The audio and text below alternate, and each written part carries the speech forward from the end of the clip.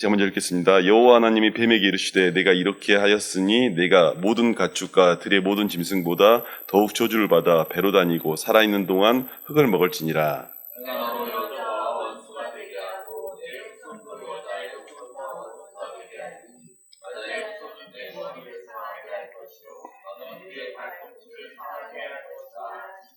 또 여자에게 이르시되 내가 내게 임신하는 고통을 크게 더하리니 내가 수고하고 자식을 낳을 것이며 넌 남편을 원하고 남편은 너를 다스릴 것이니라 하시고 시대 내가 내 말을 듣고 내가 내게 먹지 말라는 나무 위에 먹었은즉 땅은 너로 말미암아 저주를 받고 넌 내 평생에 수고하여야 그 소산을 먹으리라.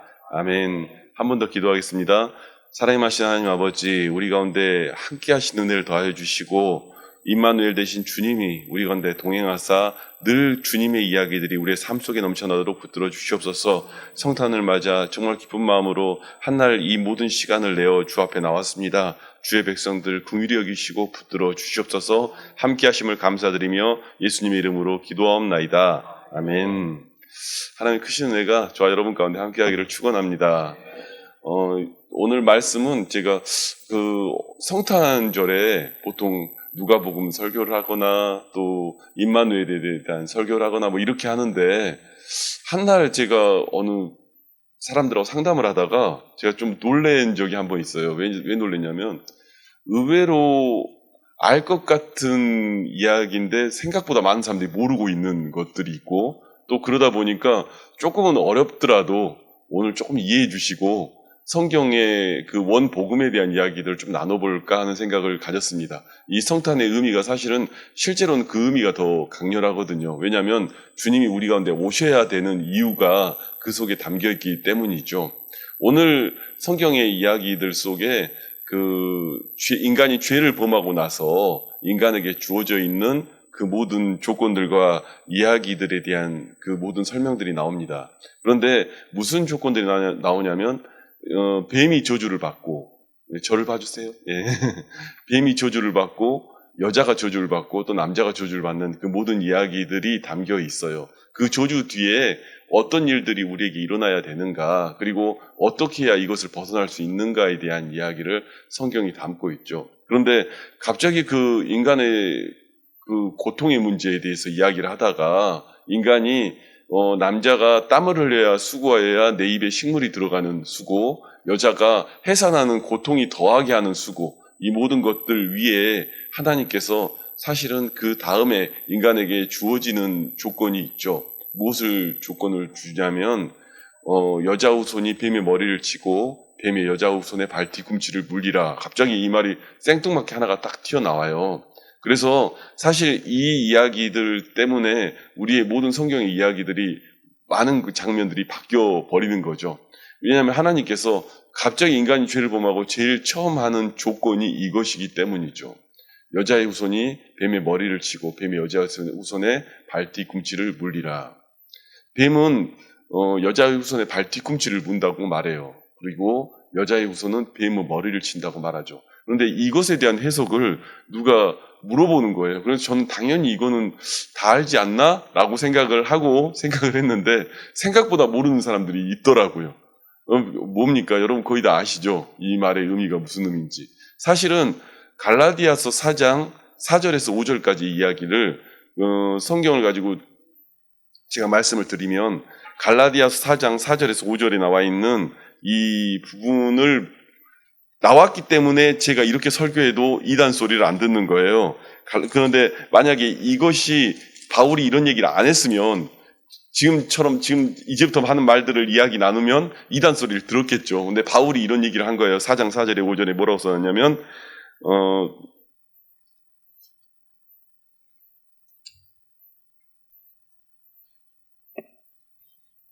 4절에서 5절 말씀을 한번 읽겠습니다. 때가 참에 하나님이 그 아들을 보내사 여자에게서 나게 하시고 율법 아래에 나게 하신 것은 율법 아래에 있는 자들을 속량하시고 우리로 아들의 명분을 얻게 하려 하심이라. 바울이 복음에 대하여 정통으로 뚫어보면서 이야기했던 내용이 바로 이 내용이었던 거죠. 그렇다 보니까 이 내용 때문에 모든 것들이 정리가 되어서 이해가 될 수가 있었던 것입니다. 그래서 여자의 후손을 예수 그리스도라고 말하는 것 자체가 어찌 보면 이 본문이 아니었으면 이단 시비가 붙었을 법할 거예요. 왜냐하면 생뚱하게 거기 창세기에 나와 있는 그 말 한마디 때문에 이 뒤에 있는 이야기들을 다 가지고 온 것이기 때문이죠. 그러니까 바울이 이 얘기를 한 거예요. 여자의 후손이라고 하는 것은 동정녀 마리아에게서 나온 한 사람이 하나님의 아들이며 그가 그로 인하여 우리가 모든 죄악과 고통에서 벗어나게 된다는 얘기를 하는 거죠. 결국 뱀은 여자의 후손에 발뒤꿈치를 문다는 건 예수님을 십자가에 못 박는 데까지 끌고 간 거예요.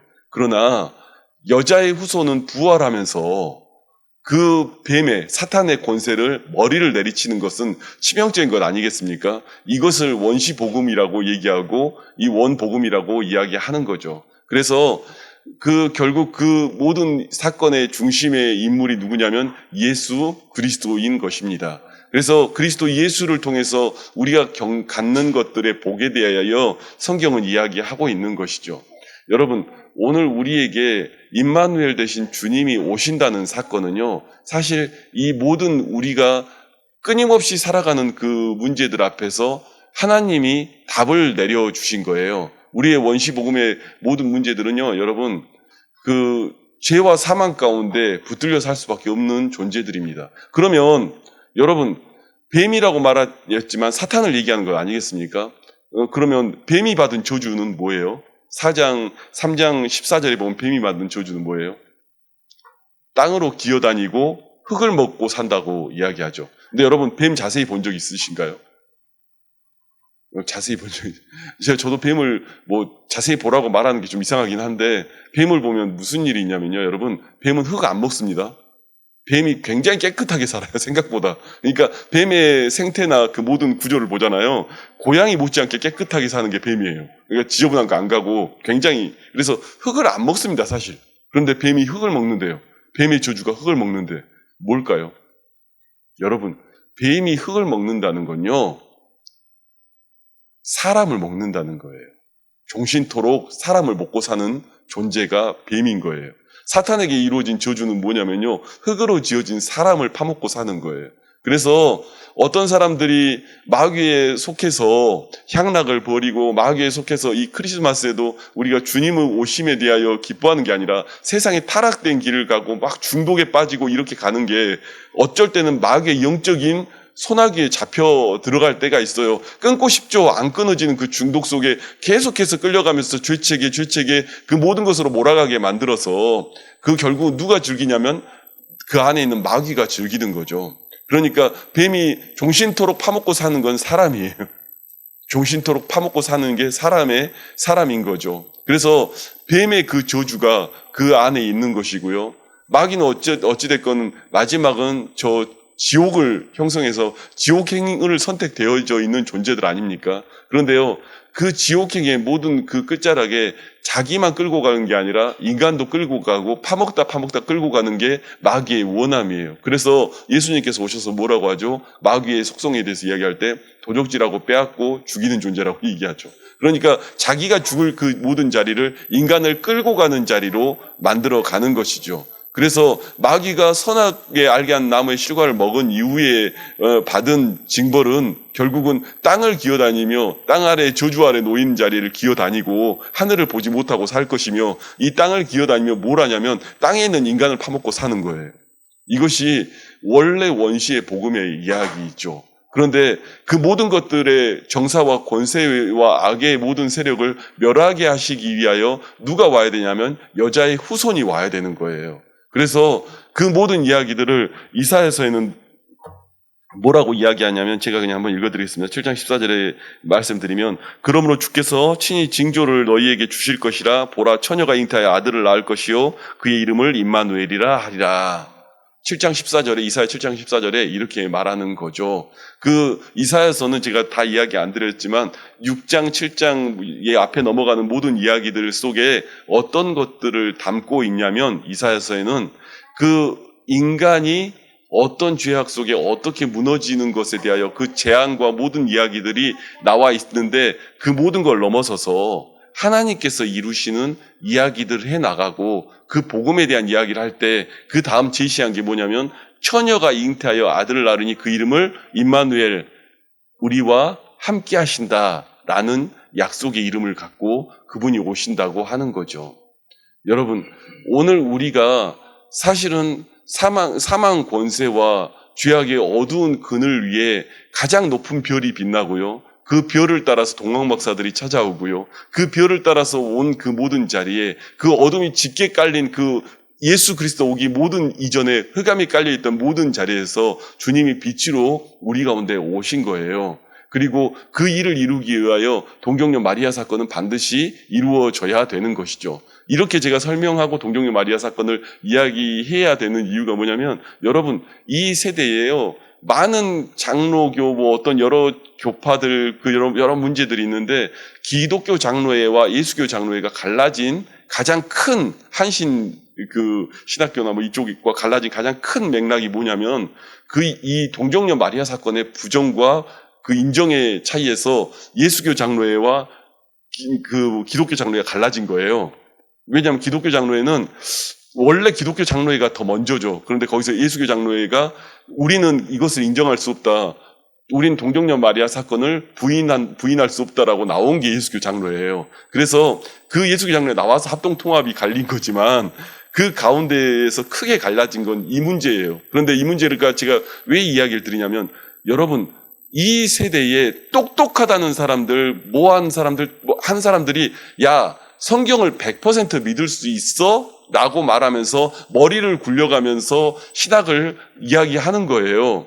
여러분 예수 그리스도가 우리 가운데 동정녀로 임하여 왔다는 사건을 믿지 못하면요. 우리 안에 주님이 거한다는 것도 믿지 못하게 됩니다. 그렇지 않습니까? 주님은 낮고 낮은 곳에 마국간 같은 곳에 주님이 오셨다면 우리 같은 누추한 심령이도 오실 수 있는 거잖아요. 아멘이세요? 우리 같은 누추하고 나약하고 죄 많은 인생에도 오실 수 있는 거잖아요. 이것이 믿어져야 되는데 그들은 다 뭐라고 말하냐면 혹시 다른 일이 있던 거 아니야? 혹시 다른 사건이 있던 거 아니야? 자꾸 그렇게 의심하고 이야기하는 순간순간들 앞으로 들어가는 거예요.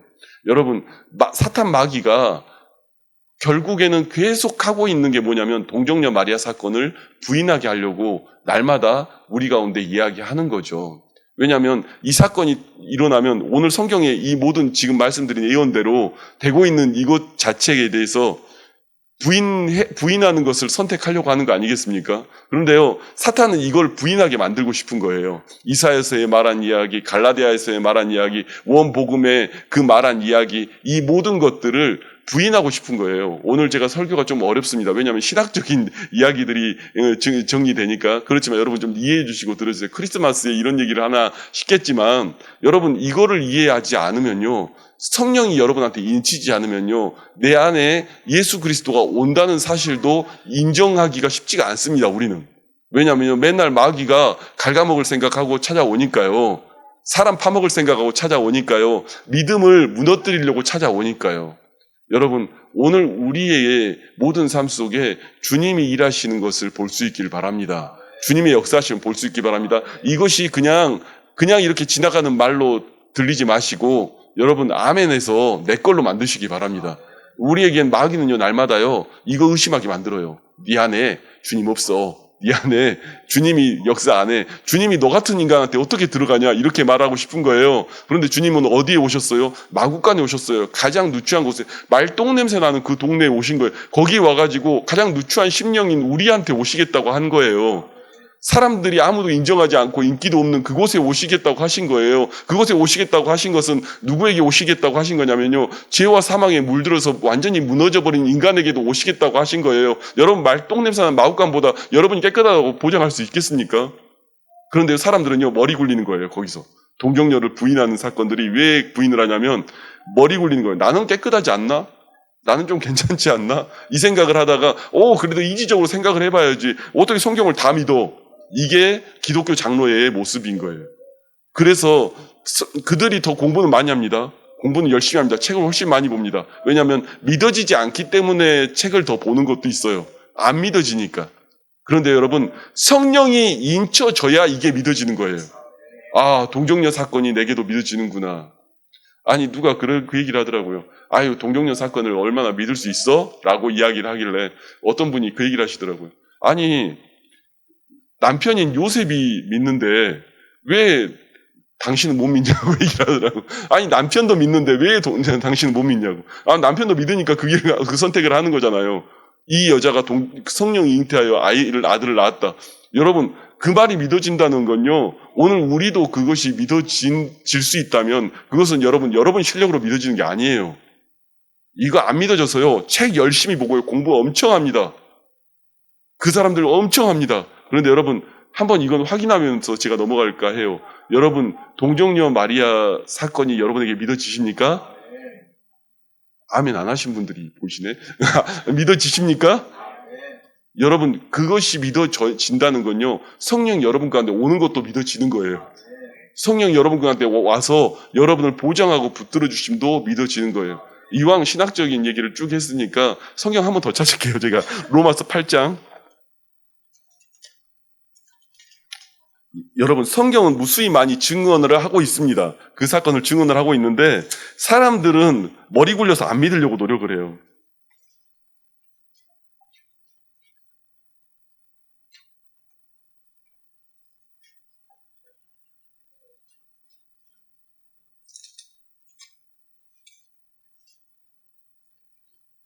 (8장) 1절 2절 말씀을 이것은 제가 악한 마귀와 싸울 때 항상 선언하는 본문입니다. 왜냐하면 사실은 마귀가 법과 법으로 싸울 때 가장 두려워하는 본문 중에 한 본문이거든요. 그런데 여러분도 한번 기회 되면 외울 수 있기를 바랍니다. 8장 1절 2절 함께 합독하겠습니다. 시작. 그러므로 이제 그리스도 예수 안에 있는 자에게는 결코 정죄함이 없나니 이는 그리스도 예수 안에 있는 생명의 성령의 법이 죄와 사망의 법에서 너를 해방하였습니다. 아멘. 마귀는 죄와 사망의 법으로 우리에게 이야기하기를 원해요. 우리에게 날마다 그것이 이루어지지 않는 것처럼 이야기하기를 원해요. 그러나 약속의 성령의 법이 우리 가운데 주장되면 우리에겐 결코 정죄함이 없다고 성경은 이야기하는 거예요. 우리에겐 결코 정죄함이 없는 하나님의 이야기들이 있다고 하는 거예요. 약속의 성령이 우리 가운데 주장하면 이것이 믿어지면 그 안에 구원이라는 이야기들을 우리가 서로 나눌 수가 있는 거예요. 그래서 우리가 메리 크리스마스 하면서도 이것이 기쁘고 즐거울 수 있는 거예요. 그리스도께서 내 심령에 오셨다. 저 마국간에 오신 주님이 오늘 내 심령에 오셨다. 저 먼 곳에서 정말로 그 인간의 몸으로 정말로 이 땅에 오신 하나님이 이곳에 오셨다면 내 심령에도 그 하나님이 오실 수 있다. 우리 교회에도 오실 수 있다. 우리의 가정에도 오실 수 있다. 이 얘기가 우리 가운데 선언되어지는 거예요.